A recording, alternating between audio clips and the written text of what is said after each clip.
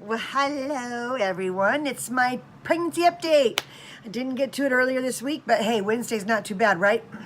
So, I'm 26 weeks pregnant, and I'm going to tell you all about it and all that's been going on because it is interesting how much changes every week and the different things that you do, the different things that happen.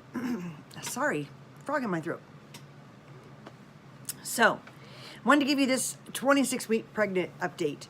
I'm 184 days pregnant, and I have 13 and a half weeks left. So that's really good news, right? Time just starts flying, but I love that I focused on a lot of other things other than just being pregnant, although there is a time frame that I spend every day worrying about the baby or thinking about the baby and doing things for the baby, other than, that it just sets on your mind. But one of the tricks that I learned after, when I was pregnant with my first baby, every waking moment was focused on that baby, and it made it take forever to get through those 9 months. But as long as I stay busy and active, and sure, you could put together the crib or go shopping for baby clothes or things like this, but don't get so caught up in it that you are just dragging your feet going, when is this ever going to happen?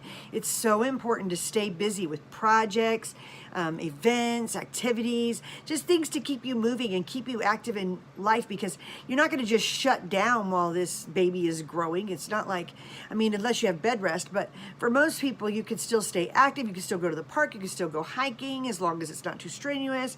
You can still exercise. You can still go to lunch. You can still have parties with friends. You can still go to the movies. There's just a lot of things that you can do while you're pregnant instead of just sitting at home and waiting for the baby to get ready. It just isn't necessary. That's 9 months. Think of all the things that you could accomplish in 9 months. And realistically, the first 3 months you might be sick, so keep your plans small on what to accomplish in your first 3 or 4 months of pregnancy.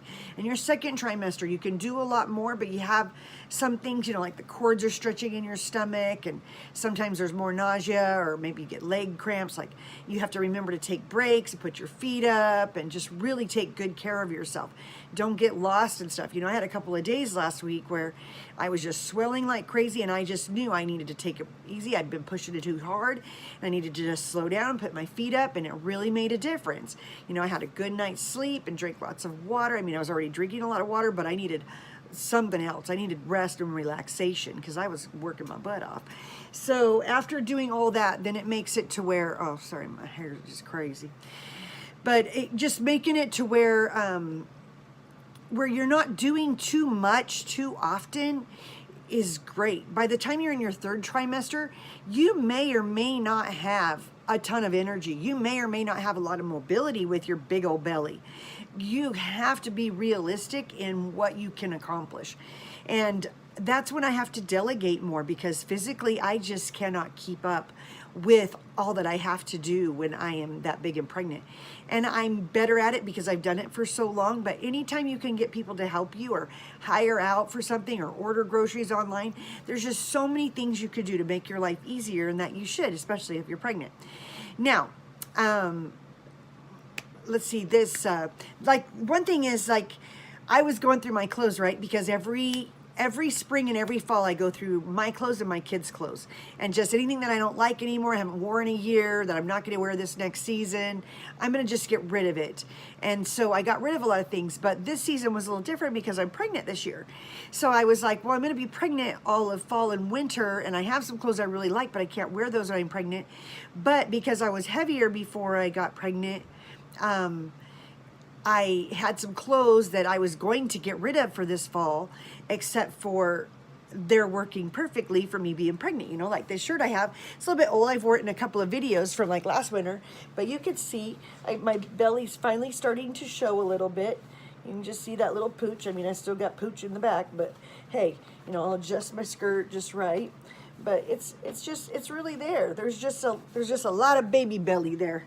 And I have a couple of pictures I'm going to post, and yesterday I was making some videos, and one of them has a lot more about my pregnancy belly.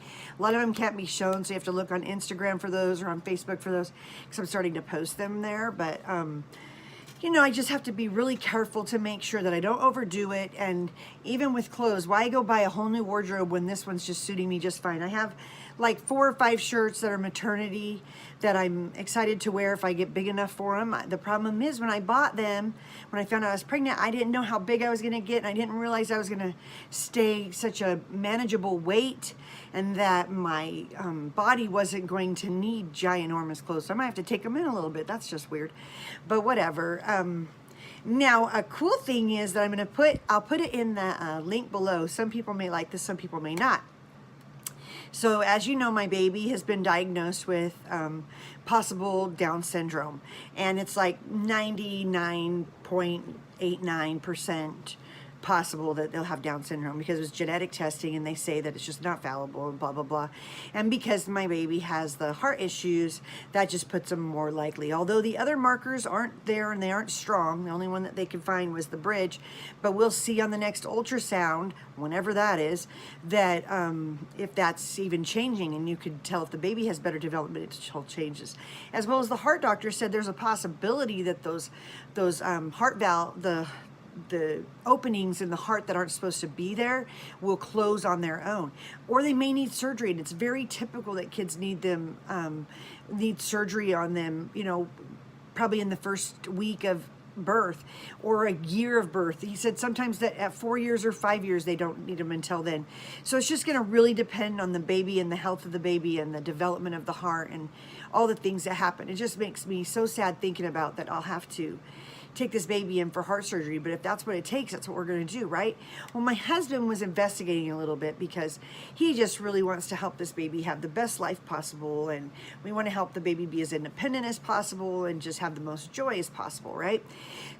Like any parent would for any child, but you just get kind of on heightened alert when it's something like Down syndrome, because you realize their environment has so much to do with how they're how they're going to grow and develop. So that's really what I am focusing on. And so he found this website that has a YouTube channel all about like frequencies, right? And they have frequencies for things from like anxiety and depression and pinworms and, you know, just all kinds of crazy diseases and illnesses and mental and physical illnesses, like skin irritations and warts, and like, who would have thought? But they have one for Down syndrome for the baby to listen to while they're in your belly as well as out of the belly. And they say what it's supposed to do is help with the brain development so that it improves and helps with the neurotransmitters and all these things that are supposedly underdeveloped for Down syndrome kids, and it helps activate them and enliven them. And they just use frequencies and quantum physics and all this scientific studies and things that they've done. So how would I know? I don't know. And it's interesting because the first time I played it, I put it on my belly and it really bothered my ears because it's like pitches and sounds like, you know, just bells and things like that ringing, but it was a little annoying. Well, after I listened to it the second day, it didn't hurt anymore. Now it doesn't bother me. I can go to sleep to it. So it's kind of crazy. But I'll post the link to that in the description so that you can look it up if you want to look up some of the other things that they have. I mean, it's a little bit out there, and I have no idea if it will work. I've never heard anything about it, never even seen anything about this, much less anybody who's actually done anything with it. And I don't know whether it works or not. And if it does, great. And if it doesn't, oh well, it was still comforting, and we tried, right? Like, we got to try everything. As long as it's not invasive and it's not going to hurt the baby, I don't care. Also, we're still trying to find a doctor because when I called to make my appointments earlier this week with the doctor, they said that he's not even an OB or a perinatologist, so they're trying to figure out why our doctors referred us to them, and he's out of town until December 3rd, so I won't even know. So I'm going to probably just call their office today, find out why they recommended me to a guy that's not the right kind of doctor. So I don't know. To me, that's just annoying, and I don't really like doing all of that. But I do have my nurse midwife who I've been seeing. She's helped me with a couple of my kids, mostly just for supervision because I was a midwife for a long time, and I also delivered my own babies for a long time. Those are the ones I want to tell you more videos about, but I did 10 births on my own. I had the assistance of a nurse midwife who supervised and just made sure everything went well. She's also going to do that same thing with this one. She'll probably help a little more, maybe with me, just because of what happened last time, and definitely with the baby in the situation. So we'll see what's going to happen, and she's been monitoring me very closely, just trying to just cross all the T's and dot all the I's and just make sure we have everything covered. And then I do have an appointment next week with my cardiologist, so he'll just make sure, because I still have a little bit of heart pains. I didn't set up the appointment. It was from the last time I went. He just set up, you know, he wanted to check in with me, see how I was doing for the pregnancy. So we're going to have that appointment, and that'll take that won't take too long next week, so I'll get that done. And then I just really am feeling much better, and I am eating good, and I'm just keeping things simple, and I'm trying not to do too much, but trying not to do too little. I don't want to be lazy. And I'm just always trying to do the best I can, and then I'm mindful of the baby. I haven't been walking since I got back from New York. That kind of bothers me. So I'm going to get back to walking, and that's where I'm at.